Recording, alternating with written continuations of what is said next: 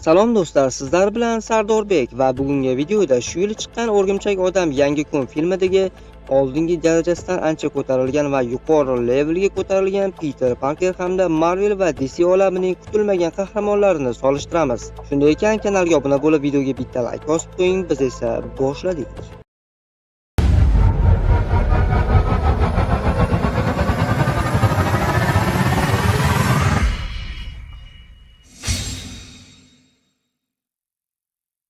O'rgimchak odamning birinchi raqibi Kapitan Amerika bo'ladi. Biz Kapitan Amerikaning oddiy va Mjolnir bilan bo'lgan holatini ko'ramiz. Bilasiz, Kapitan Amerika Fuqarolar urushi filmida Peter va Stiv o'zaro to'qnash kelgandi. Bu paytda hali Peter yosh va tajribasiz bo'lgan bo'lsa, Stiv unga qaraganda ancha tajribaliroq edi. Ammo shu holatda ham Peter jismonan Stivdan ustunroq ekanligini ko'rsatgan va hatto Bakini qo'lini bemalol ushlab tura olgandi. You have a metal arm? That is awesome, dude. Hozirgi Peter esa mutatsiya tufayli yanada kuchaydi va uning jismoniy ko'rsatkichlari sezilarli darajada oshdi. Endi uning qobiliyatlari va chidamliligi oldingidan ancha ustunroq. U filmda ninzalarni bemalol yenga oldi. Hatto Jean Grey uni ongiga kirishga ancha qiynaldi. Oddiy Kapitan Amerika, ya'ni Steve Rogers super askar zardobiga ega bo'lsa-da, O'rgimchak odam hatto bazaviy holatida ham undan bir necha barobar kuchliroq va tezroq edi. Kuchaygan komiks film motivlari bo'yicha kuchaygan Peter o'zining tabiiy kuchi, chaqqonligi va o'rgimchak hissini maksimal darajaga yetkaza oldi. Kapitan Amerikaning qalqoni kuchli qurol bo'lishi mumkin, lekin u Peterni ushlab turish uchun yetarli bo'lmasligi mumkin. Peter uning qalqonini to'g'ri yordamida tortib olishi, o'ziga qarshi ishlatishi yoki oddiy yuqori tezlik va chaqqonlik bilan uni chetlab o'tib zarba berishi mumkin. Xalqning zarbalariga dosh bera olgan Peter albatta Stivni zarbalarini bemalol ko'tara oladi va o'zi ham juda kuchli zarba berib, aniq g'alaba qozonishi mumkin. Endi aytishingiz mumkin, agar Stivning Qasasxo'rlar final filmidagi Mjolnir ko'targan holati bo'lsa-chi deb. Bu holatda vaziyat tubdan o'zgaradi va jang Kapitan Amerika foydasiga hal bo'lishi ehtimoli oshadi.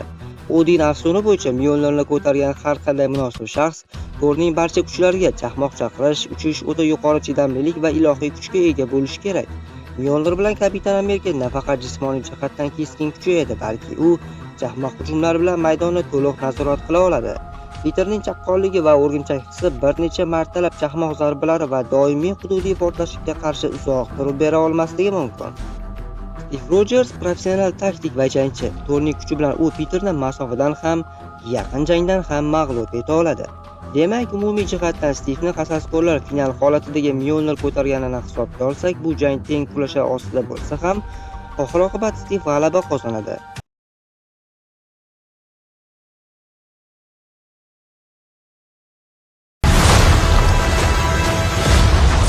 I swear, you will beg for hell long before I grant it.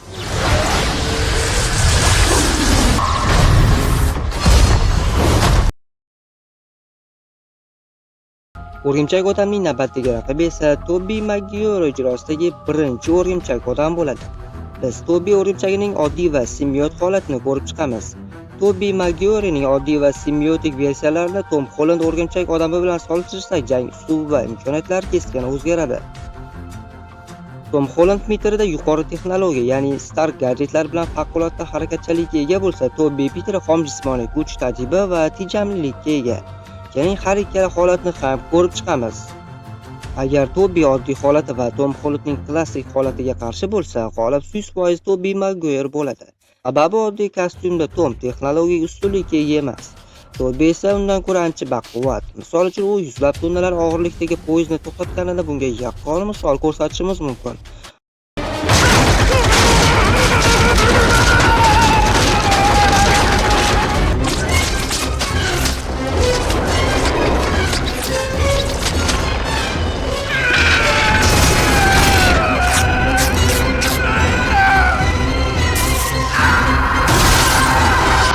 Bundan tashqari u ancha chidamliroq va uning organik to'ri tugab qolmaydi. Yaqin jangda ham Tobeyning jismoniy ustunligi hal qiluvchi rol o'ynaydi va u g'alaba qozonadi. Agar Tobeyning simbiotik holati bo'lsa, u holda kuchlar tenglashadi yoki Tobeyda ustunlik bo'ladi. Diqqat, agar Tom simbiotli Tobining nozik tomoni ovoz ekanligini bilib qolsa, aqlliroq bo'lgan Tom buni chorasini topishi mumkin va jang ssenariysi o'zgarib ketishi mumkin. Ana endi hozirgi Tomning eng yuqori cho'qqisi, ya'ni O'rgimchak odam yangi kun filmidagi holati va Tobining simbiot holatini solishtirsak, bu holatda Tobi ham Tom ham o'z darajasidan ancha yuqorilashadi. Ularda jismoniy ko'rsatkichlar ancha ko'tarilib, nisbatan aqliy ko'rsatkichlar tushadi. Ular bu holatlarda ancha agressiv bo'lib qolishadi. Ularning bu holatlari bilan nisbatan Tom ustun keladi. Sababi simbiotning zaif tomoni bor.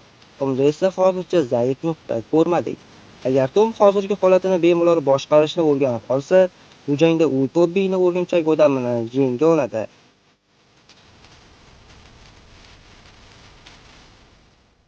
O'rgimchak odamning navbatdagi raqibi DC kino olami qahramoni Blue Beetle, ya'ni ko'k qo'ng'iz bo'ladi.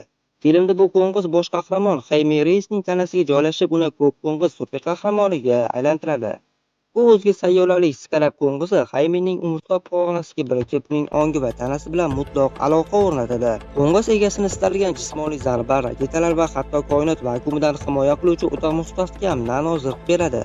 Qo'ng'iz Jaimening xayoliga kelgan har qanday qurolni, masalan, ulkan shamshirlar, qalqonlar, katta asbob, plazma to'plar yoki o'tkir panjalarni yaratishga yordam beradi. Orqasidan qanotlar va reaktiv dvigatellar chiqarib, koinotga ham atmosferada ham tovushdan bir necha barobar tezroq ucha oladi. Skarab o'z ongiga u raqibning barcha zaif nuqtalarini, salomatligini skanerlab, unga qarshi eng samarali taktikani taklif qiladi. Xullas, bu personaj hazilakam, kuchga ega emas va u Peterga qarshi juda jiddiy raqib bo'lishi mumkin. Masalan, qo'ng'izni Tony Stark yasagan kostyum bilan solishtirganda, qo'ng'iz xuddi temir odamning Mark 85 nano zirhiga o'xshab ketadi, lekin u shunchaki metall emas, balki tirik va mas'ulchan bioorganizm hisoblanadi. O'rgimchak odam bilan solishtirganda Jaime xuddi Peter Parker kabi oddiy o'spirin bo'lib, unga kutilmaganda bunday ulkan kuch beriladi. Lekin qo'ng'iz beradigan kuch va qurollar jismoniy jihatdan O'rgimchak odamnikidan ancha yuqori turadi va imkoniyatlari ham ancha katta. Umuman olganda, kino olamlarida odamlar hasharotlardan ancha kuch olishmoqda. O'rgimchak odam, chumoli, qo'ng'iz, kapalak, yaqinda tarikan odam yoki pashsha qiz chiqsa ham hayron bo'lmasdim. Mavzuga qaytadigan bo'lsak, Peterning yangi organik turlari va maksimal darajaga yetgan chaqaloqligi unga yaqin jangda mislsiz afzallik beradi. Uning giper evolyutsiyaga uchragan o'rgimchak hissi har qanday oddiy hujumni oldindan sezib qochish imkonini beradi. U Jaimedan ko'ra ancha tajribali jangchi. U baribir asosan yakkama-yakka jismoniy jang va to'rga tayanadi. Keng qamrovli hududiy energiya portlashiga qarshi esa imkoniyatlari past bo'lishi mumkin. Skarab sayyoralarni zabt etish uchun yaratilgan qurollar. U Jaime koinot vakuumidan tortib yadroviy portlashlargacha himoya qila oladigan tirik biozirh bilan ta'minlaydi. Qo'ng'iz amaki Peterning barcha harakatlarini skanerlab, uning zaif nuqtasiga moslashtirilgan qurollarni, masalan, ultratovush to'lqinlari, plazma raketalari yoki lazerlarni soniyalarda yaratib bera oladi. Jaime Reyesning o'zi esa juda tajribasiz va raqibiga jiddiy zarar yetkazishdan qo'rqadi. Agar boshqaruv to'liq Skarabga o'tsa, u holda vaziyat o'zgaradi. Peterning mutatsiyalangan jismoniy kuchi va organik turlari o'zga sayyoralik nano zirhini Skarabni yorib o'tish uchun yetarli bo'lmaydi. Qo'ng'izning energiya qalqonlari esa juda mustahkam hisoblanadi. Peter lazer yoki o'qlardan qochishi mumkin, lekin qo'ng'iz buni tahlil qilgach hududiy qurollar yoki plazma portlashlaridan foydalanadi. Keng maydonda qamrab oladigan kuchli energiya to'lqinlaridan hatto o'rgimchak odam hissi ham qutqara olmasligi mumkin. Lekin bu jangda ko'k qo'ng'iz Skarab g'olib bo'ladi. More like it.